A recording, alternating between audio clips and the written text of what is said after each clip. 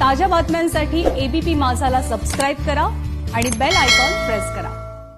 आणि कोरोनाची दुसरी लाट थोपवण्यासाठी मुंबई महानगरपालिका आता सज्ज आहे। मनपाने पोस्ट कोविड ओपीडी सुरू करण्याचे निर्देशही दिलेत। सर्दी खोकला ताप असलेल्या रुग्णांची अँटीजन टेस्ट करण्याचे निर्देश मनपाचे आहेत। मुंबईतील 11 वॉर्डांमध्ये कोविड पॉझिटिव्हचं प्रमाण 7 ते 8% इतकं आहे, तर उर्वरित 13 वॉर्डांमध्ये कोरोना पॉझिटिव्ह रुग्णांची संख्या जास्त आहे। कोरोना संदर्भात विविध उपाययोजना आणि अडचणींचा आढावा घेण्यासाठी वॉर्ड अधिकारी वैद्यकीय अधिकाऱ्यांसोबत बैठका सुद्धा घेणार आहेत।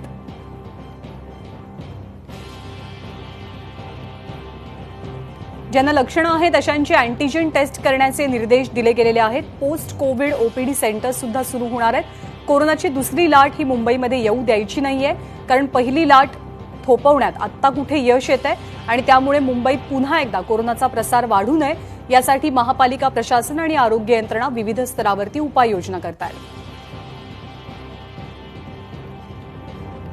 मुंबईचा जर का आपण विचार केला तर मुंबईतल्या 11 वॉर्डमध्ये कोविड पॉझिटिव्हचं प्रमाण हे साधारणतः 7 ते 8% इतकं आहे, पण उर्वरित 13 वॉर्डांमध्ये ही संख्या जरा जास्त आहे। वेदांत नेब आपले प्रतिनिधी सध्या आपल्या सोबत आहेत। वेदांत, कोरोनाच्या बाबतीत मुंबईतलं काय चित्र? कारण बाकीची शहरं आपण पाहतोय तिथे रुग्णसंख्या झपाट्यानं वाढतेय किंवा औषधोपचार मिळायला खूप उशीर होतोय। मुंबईचं काय चित्र आणि मुंबईत पुढची लाट न येऊ देण्यासाठी काय उपाययोजना केल्या जातात?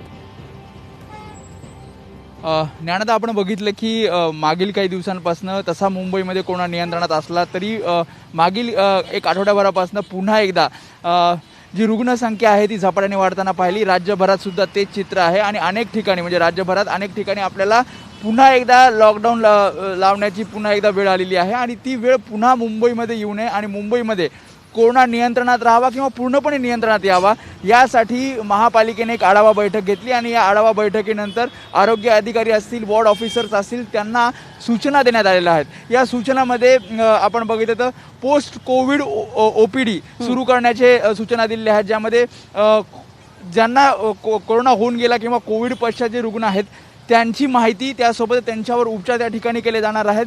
शिवाय अँटीजन टेस्ट करण्यासाठी ज्या ठिकाणी कोरोनाचा प्रादुर्भाव मुंबईमध्ये वाढतोय अशा ठिकाणी टार्गेट एक जिथे हॉटस्पॉट आपण म्हणू शकतो त्या ठिकाणी हे अँटीजन टेस्ट केलं जाणार। मुंबईचं आरोग्य सुरळीत करण्यासाठी किंवा हा प्रसार आणखी वाढू नये, तो वेळीच थोपवावा यासाठी वेगवेगळ्या पातळ्यांवरती आता खबरदारी घेतली जाते। धन्यवाद वेदांत या सगळ्या माहितीबद्दल।